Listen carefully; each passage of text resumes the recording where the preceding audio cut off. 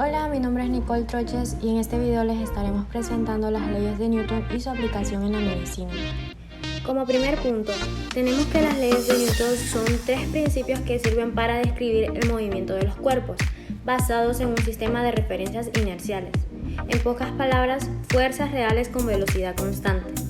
También vamos a comentar de qué trata cada ley de Newton, que son tres y son las siguientes. Cabe recalcar que esta ley no se le ocurrió de la nada a Newton. En sus investigaciones, tomó los hallazgos de otro científico llamado Galileo Galilei, quien ya había realizado algunos experimentos para estudiar el movimiento en los objetos, y los combinó con sus ideas. Ok, let's go. Como primera ley, tenemos la ley de inercia, que nos dice que todo cuerpo permanecerá en reposo o moviéndose a velocidad constante en línea recta, a menos que una fuerza externa lo haga. Esto quiere decir que cualquier objeto que esté quieto o en movimiento se va a mantener igual, a menos que aparezca otro objeto o fuerza que lo mueva o lo haga cambiar de posición. Además, si se encuentra en movimiento, siempre lo hará en línea recta, no en círculos ni en zigzag. Mira este ejemplo. El estado natural del suelo es permanecer quieto y el del balón igual. Él no se va a mover a menos que alguien lo patee o lo levante. Si alguien lo patea, aplica una fuerza que cambia su estado. Pasa de estar quieto a estar en movimiento. Según lo que decía Newton, lo ideal es que el balón continúe rodando sin parar y en línea recta, pero en algún momento se detiene. Esto pasa porque el empujón con el pie no es la única fuerza que está actuando, también hay otras fuerzas, que son las siguientes. La fricción aparece cuando hay dos objetos que están en contacto, es decir, se alcanzan a tocar mientras se mueven en sentidos opuestos. La gravedad es la fuerza que atrae los objetos hacia el centro de la Tierra. Entonces, mientras el balón rueda, está rozando con el césped o pasto, y esa fricción impide que el objeto se deslice o resbale por mucho tiempo. Poco a poco se va frenando. Entonces, cuando un objeto se mantiene quieto es porque no hay fuerzas actuando sobre él, y si las hay, estas son iguales, es como si tuvieran el mismo valor. Ley 2. Dice que la aceleración de un objeto es directamente proporcional a la fuerza que actúa sobre él e inversamente proporcional a la masa. Eso significa que para que un objeto se mueva rápidamente, debes aplicarle mucha fuerza, pero también que la rapidez con la que se mueve el objeto depende de qué tan liviano o pesado es. Mira este ejemplo. Como se ve en la primera imagen, cuando el automóvil no funciona, él lo empuja lo más fuerte que puede para que pueda arrancar. Entre más fuerza usa, el automóvil se mueve más rápido. Pero si ven en la segunda imagen, en vez de empujar el automóvil, impulsa su bicicleta con la misma fuerza, esta andará mucho más rápido porque es más liviana.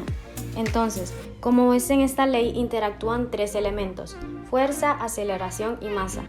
La masa es la cantidad de material del que están hechos los objetos y es la responsable de que sean más pesados o livianos. En este caso, su automóvil tiene más cantidades de lata, acero, vidrio y aluminio, por eso es más pesado y es más difícil de mover en comparación con su bicicleta.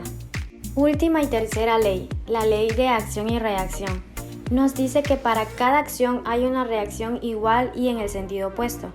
Eso quiere decir que siempre que un objeto realice una acción como mover, empujar u oprimir otro objeto, este último reacciona devolviendo la misma fuerza. Y se preguntarán, ¿y cómo reaccionan los objetos? Normalmente ponen resistencia o también empujan. Para entender un poco mejor, mira esta escena. Para que los cohetes puedan llegar al espacio, tienen que impulsarse con mucha fuerza. Por eso, cuentan con unos propulsores que eliminan una gran cantidad de gases hacia abajo. El suelo, que sería el segundo objeto que interactúa en esta escena, reacciona con la misma fuerza empujando el cohete con la misma fuerza hacia arriba y ¡tarán! Es lanzado al espacio. Mientras que la fuerza de los propulsores se acciona hacia abajo y el suelo responde empujando hacia arriba. Entonces, la clave para entender la tercera ley de Newton es que siempre haya dos objetos interactuando, mientras el objeto 1 aplica una fuerza sobre el objeto 2 y el objeto 2 devuelve esa misma fuerza pero en sentido contrario. Aplicando las leyes de Newton en la medicina, daremos a conocer cómo nos podría ayudar la ley de Newton en estos casos. En este breve ejemplo se podría poder evaluar o cuantificar un daño recibido hacia el cerebro por causa de un accidente. Es aquí donde entra la segunda ley de Newton, que plantea que si una fuerza se aplica a un cuerpo rígido, este le transmite aceleración. Es lo que le ocurre al cráneo al momento de recibir un impacto directo que se puede acelerar en forma lineal, angular o rotatoria.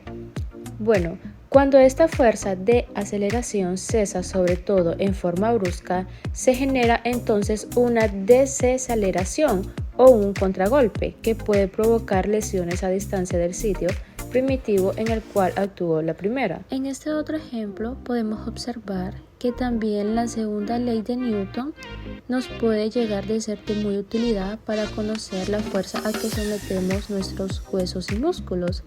Por ejemplo, al momento de recibir un golpe en un hueso, este es sometido a una aceleración que es como consecuencia de la forma directa al golpe.